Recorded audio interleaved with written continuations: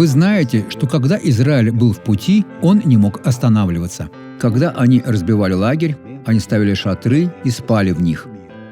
Но однажды, когда облако Господа начало двигаться, им пришлось свернуть лагерь и следовать за ним. Иначе солнце сожгло бы их. Они остались бы без защиты Бога.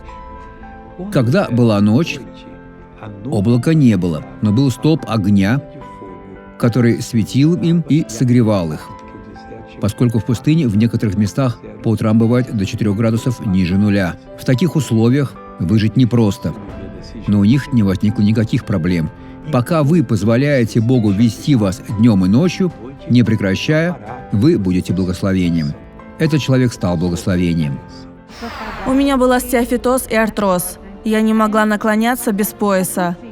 А теперь я смогла. Готово. Все прошло. Теперь помолимся, Отец. Мы молимся во имя Иисуса за Твой народ, который ищет Тебя, который не выходит из дома, не почитав Библию, не помолившись. Бог, благодарю Тебя за эту короткую программу, несущую Слово и дающую верные указания. Я парализую все деяния дьявола в вашей жизни и изгоняю его. Уйди. Во имя Иисуса. Аминь.